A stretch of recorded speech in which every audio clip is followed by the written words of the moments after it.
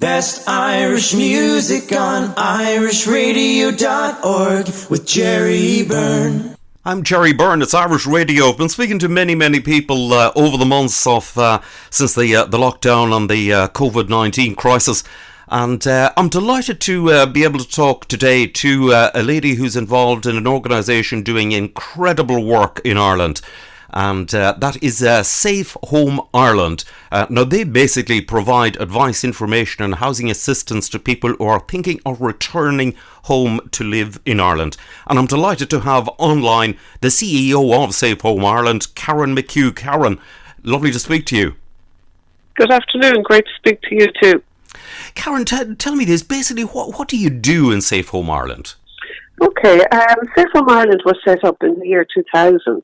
Initially as a pilot project in Mulranny, County Mayo, to support returnees to that area. And the success of the project, the pilot at that time, grew, and we became a national organisation and registered as a charity and a company shortly after that. So currently there are 4 areas to our work: advice in information, outreach, housing, and what we call Connect. So I'll begin with the advice and information. The advice and information is, as it says, information and advice on any matters returning to Ireland, and that includes social, housing, banking, any information whatsoever, and that applies to anyone regardless of age, of circumstances. Our outreach is a service where we provide home visiting support to people who either have returned or who have been back for a little bit of time and need a little bit of extra assistance. And that is, again, for anybody, regardless of age, regardless of circumstances, a service that we can offer throughout the 26 counties. And a third area is housing assistance. And this is probably the area where we're greatest recognised for, and that's access to social housing for people who meet certain criteria. And the criteria for that are age 56 plus, be of Irish born, not have the means to provide accommodation or pay for it in their own right, and to be able to live independent. Now, I can talk a little bit more about that during the interview if you want. And the fourth area is what we call Connect. And we Connect, I suppose, is so important now during these challenging COVID times, and that's where we work directly globally with people. You'll have to just excuse my dogs there. They never let me down on the radio in particular. No problem. So we work with, I suppose we connect with people throughout the whole world who, maybe are feeling isolated or alone, or who want to connect with home. And particularly during these difficult times, it has become a much more important area of our work. So that's very, very much in a summary of the work that we do. Right. Now, as regards housing, we hear stories coming out of Ireland of a scarcity of homes and people being homeless. Yeah, that is very, very true. We have a housing and a homeless crisis here in Ireland, and it's not just dedicated, I suppose, in the cities, or concentrated in the cities, should I say. It's throughout the whole country. So it is a challenge, and I suppose we would also say that we have a lot of unoccupied properties in Ireland, and that is a challenge for us because, we sometimes know where there are properties available, but they are unoccupied for various different legal reasons. It's not always that straightforward. So for people coming home, possibly through ourselves or possibly independent, housing will probably be, I suppose, the greatest initial difficulty for people to actually get back here.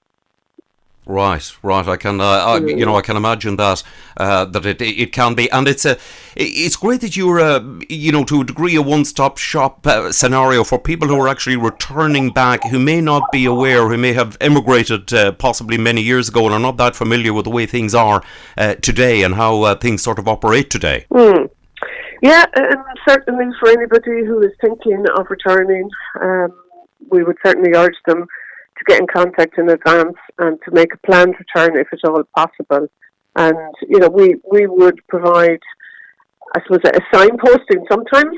So somebody may contact us from any part of the UK or indeed any part of the world who may be working at the moment and thinking about returning home, but just not sure where to start, have been away for a number of years and, not really sure what the first steps to take. So we can provide that kind of, I suppose, comprehensive, holistic approach where we can guide people to begin the whole process. Now, we strongly recommend if people who are thinking returning that they try and do it in a planned way, and also realise that coming home is, it will be challenging because leaving Ireland is probably much easier. I left, yourself and many of the listeners will have left thinking you're leaving for a year or two, maybe you left with a suitcase, whereas now if you've been away for many, many years, your life has changed, you have changed, Ireland has changed. So, it is something that we would certainly urge people to think very, very clearly if it is exactly they're ready to move. So it's a different process leaving Ireland than returning. Yes, I can well believe that it's a very, very different. The country that you may have left even only 10 years ago it's a different Ireland you're returning to now. It is, but also you're very different. People, I suppose, will always say Ireland has changed, but when you live abroad, you change a lot as well. So it's matching the two. We'd often say is it's not just about one or other changing.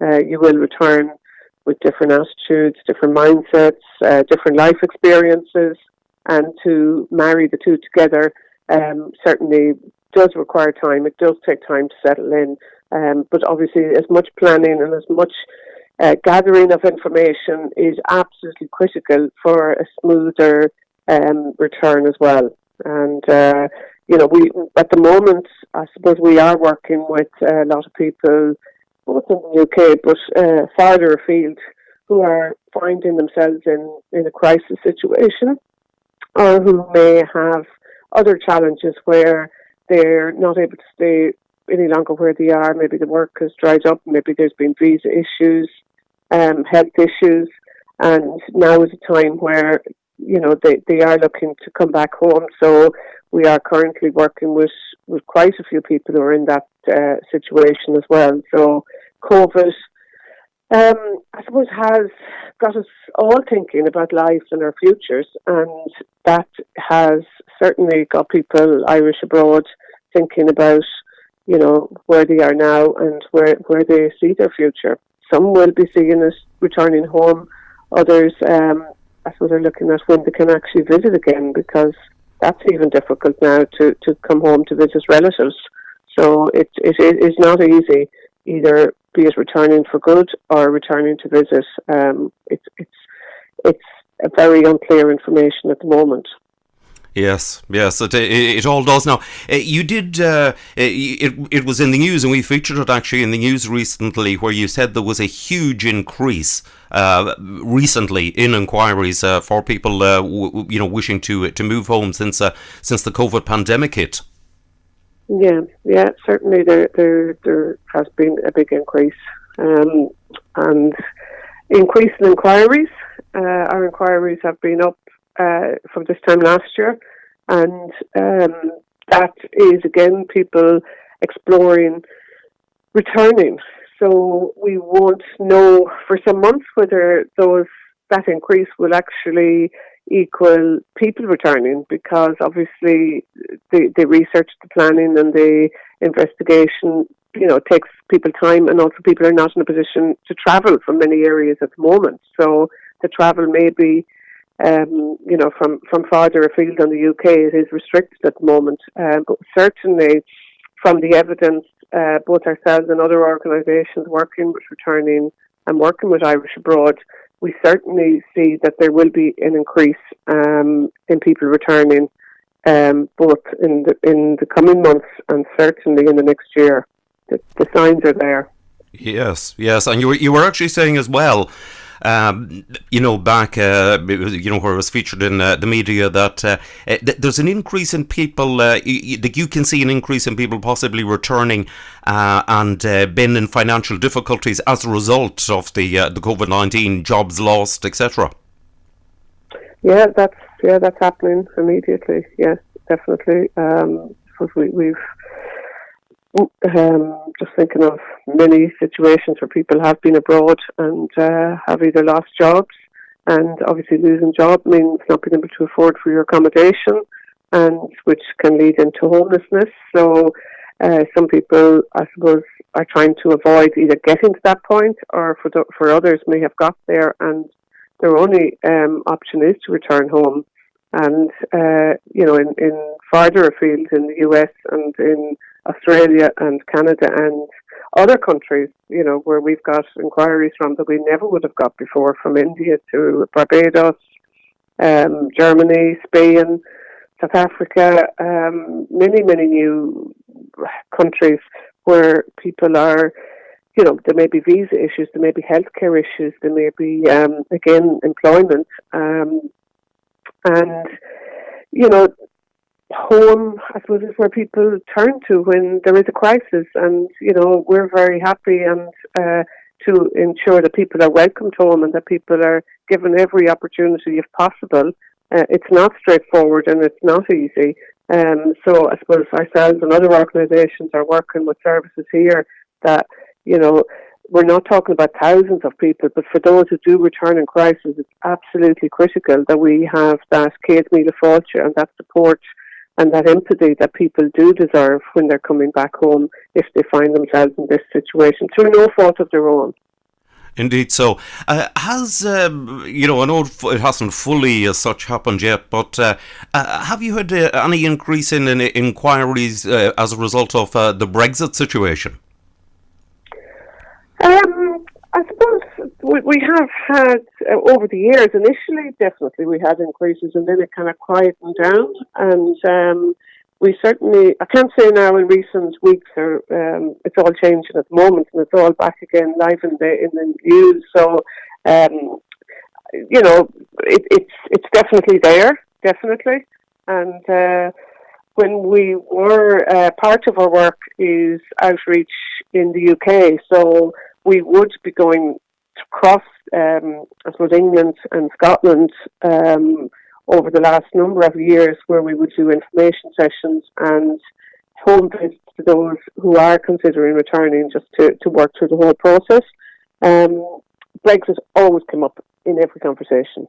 So, we're not able to do that now. We've had to cancel all our UK appointments and our UK clinics. So it's not something that has come up for us since February, since we had to stop it. But that is probably because we're not out there on the ground and we're not doing the work in terms of the information clinics.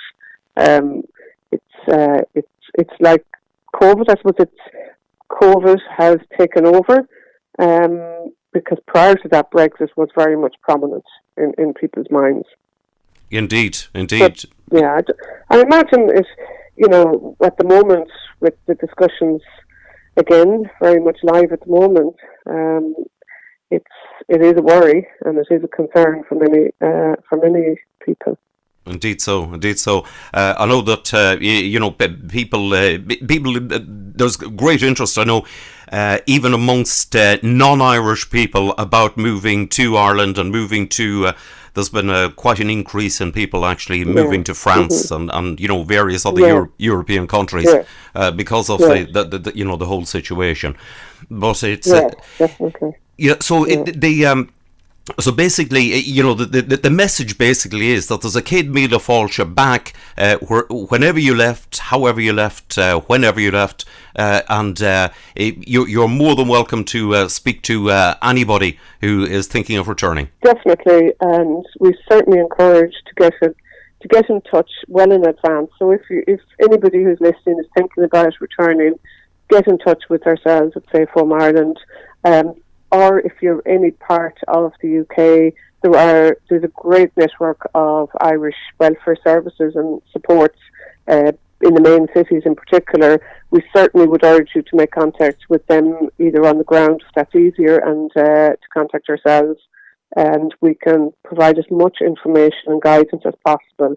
And if we're not able to directly assist, we will ensure that the information is provided to be able to take those steps yourself. So I will also say for people who are in the age cohort that we can support, that's 57 plus and not having the means to either buy or purchase in their own right or be able to live independent.